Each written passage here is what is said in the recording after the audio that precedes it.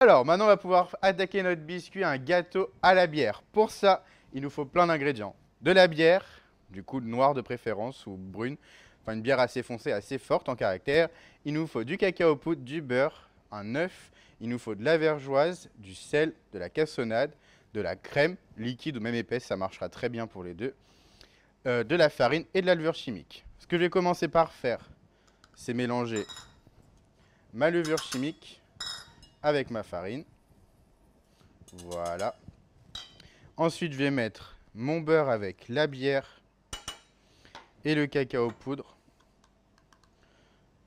à chauffer, juste histoire déjà donc de faire fondre mon beurre. Et en attendant, ce que je vais pouvoir faire, c'est mélanger donc ma vergeoise, ma cassonade et mon sel ensemble. Juste histoire de casser un peu les gros grains et de faciliter après le mélange.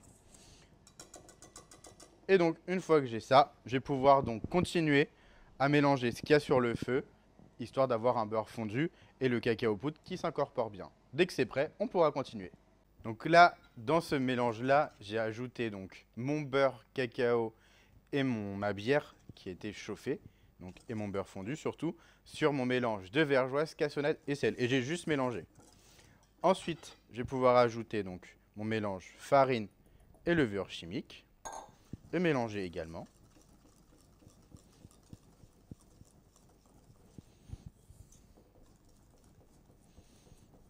Donc je fais attention à ne pas faire de grumeaux.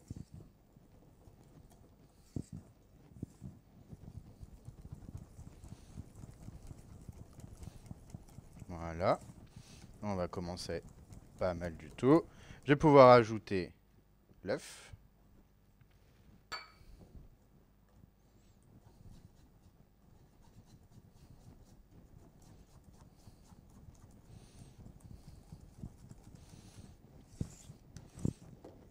Et je vais finir avec la crème.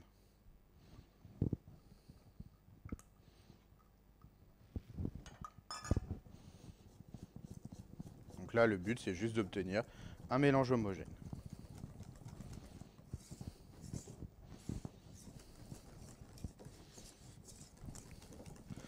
Donc là, c'est le cas. Je vais pouvoir couler mon biscuit. Et je vais donc pouvoir couler mon gâteau dans mon moule à génoise. Ensuite, ça va partir en cuisson à 170 degrés pour une quarantaine de minutes. Donc là, j'ai récupéré mon gâteau à la bière qui a eu le temps de cuire et de refroidir. Il a un peu trop développé. Donc ce que je vais faire, c'est que je vais venir le parer un petit peu.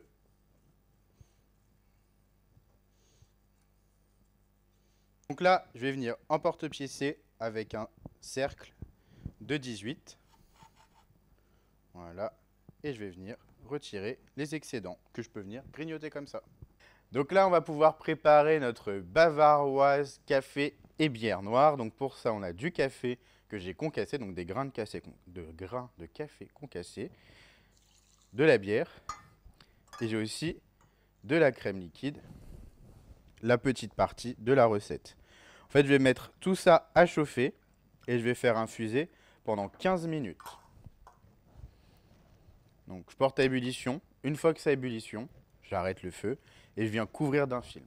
Donc là, après mon infusion, je vais pouvoir donc récupérer mon liquide infusé au café, donc mon mélange de bière et de crème. Donc je chinoise ou je filtre, peu importe. Le but c'est juste de récupérer le liquide, pas les grains de café. Ça va être un peu bizarre sous la dent sinon. N'hésite pas à presser un petit peu. Voilà. Et là, ensuite, je vais pouvoir continuer ma recette. On va pouvoir attaquer notre crème anglaise pour notre bavaroise. Donc j'ai laissé la crème au frais pour l'instant, vu qu'elle doit rester froide et que j'en ai pas besoin tout de suite. J'ai donc ici mon mélange de bière et la petite quantité de crème qui ont infusé avec le café. J'ai mes jaunes d'œufs, le sucre et la gélatine hydratée.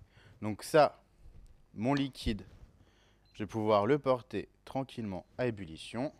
Et je vais mélanger donc mon sucre avec mes jaunes d'œufs. C'est en train de bouillir, je vais verser approximativement la moitié sur mes jaunes d'œufs. Je mélange. Donc là, le feu est quasiment éteint, je suis puissance 1.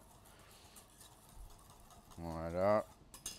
Je retransvase tout dans ma casserole. Hop. Je vais venir bien corner. Et là, l'objectif, ça va pas être de bouillir, ça va être de porter à 82 degrés Celsius. Donc là, je vais prendre un thermomètre. Il est aussi possible de cuire à la nappe. Pour ça, si vous voulez voir comment ça fonctionne, vous pouvez très bien regarder sur nos autres vidéos. Il y a plein de fois la technique. Et là, en l'occurrence, ici, je vais me servir de celle-ci. Et donc, à 82 degrés Celsius, donc j'augmente la puissance de mon feu, je vais pouvoir redébarrasser dans mon cul de poule et ajouter la gélatine pour éviter que ça monte trop en température.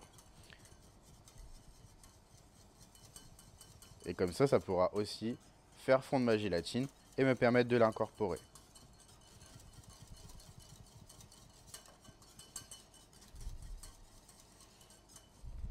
Je peux me permettre d'augmenter un peu plus.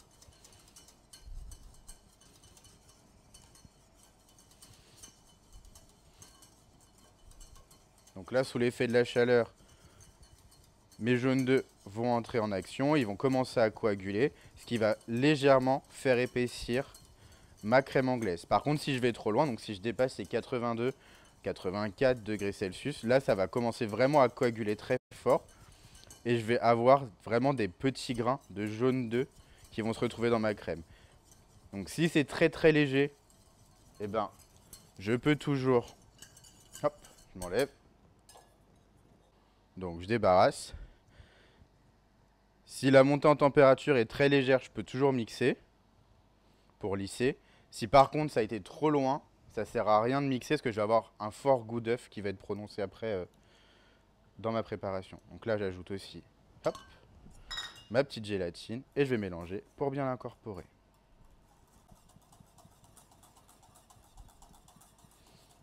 Voilà. Une fois que c'est incorporé, je vais pouvoir filmer au contact et la laisser redescendre à température pour descendre sous les 10 degrés. Donc là, ma crème est bien foisonnée. Ici, ma crème anglaise gélifiée a été bien détendue. Si vous n'arrivez pas à la main, n'hésitez pas à lui donner un petit coup au préalable avant la crème montée au batteur. Ou alors, vous pouvez aussi remixer à nouveau. Donc là, je vais venir prendre un tiers de ma crème montée. Pour venir détendre ma crème anglaise. Je racle bien sur les parois. Voilà. Voilà.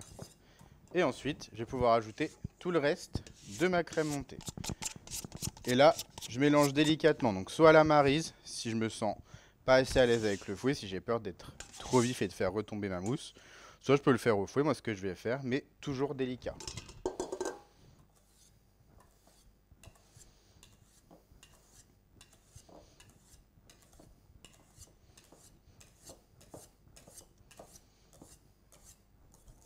On a un petit coup pour homogénéiser. Et voilà, ma bavaroise est prête. Je vais pouvoir attaquer mon montage. J'ai tout ce qu'il faut pour mon montage. Ici, j'ai mon biscuit à la bière. Ici, j'ai ma ganache à la bière. Ici, j'ai ma bavaroise à la bière. On est un peu sur un monoproduit. Après, ici, j'ai donc une planche avec surtout mon cercle pour le montage de mon entremets que j'ai chemisé à l'aide d'un rhodoïde. Donc là, je vais récupérer ma poche avec ma bavaroise. Je vais venir donc chemiser les bords avec pour éviter les bulles d'air. Donc, je viens lisser ma bavaroise contre le cercle.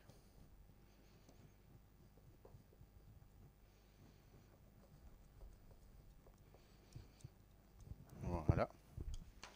Ensuite, je viens récupérer mon biscuit comme ceci. Je vais venir pocher par-dessus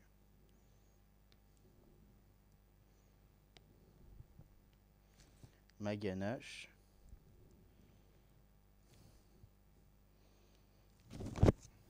Hop.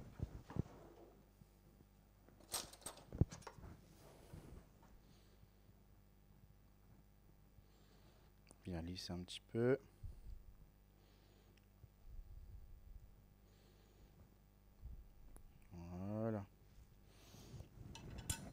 Et ensuite, je vais pouvoir finir donc, avec ma bavaroise. Donc je reviens bien sur les côtés pour combler les éventuelles bulles d'air. Là ensuite, je peux y aller un peu plus franchement sur le dessus. Voilà.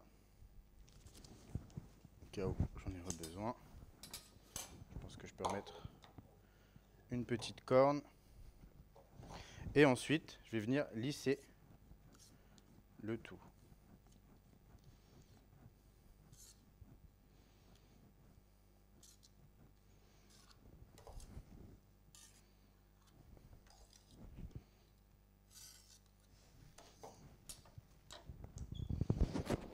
Problème technique.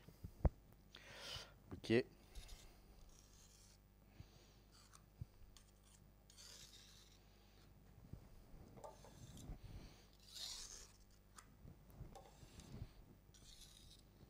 Et là, une fois que mon entremets a fini d'être lissé, je vais pouvoir le faire prendre 2 heures au congélateur. Après la prise au froid au congélateur donc de mon entremets, il est bien pris. J'ai pu le décercler, j'ai enlevé le rhodoïde et là ce que je vais faire pour le décorer, c'est passer un petit coup de veloutage.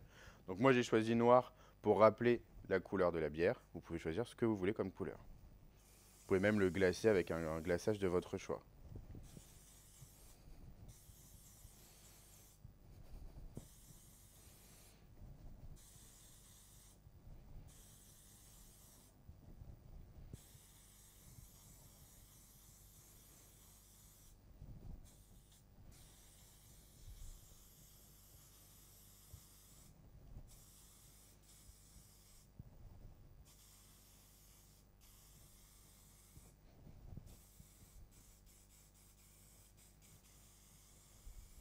Et voilà, votre entremets à la bière est terminé. Libre à vous de le décorer comme vous voulez, puis d'attendre ensuite 3-4 heures au frigo avant la dégustation. Sur ce, à très bientôt sur une prochaine vidéo.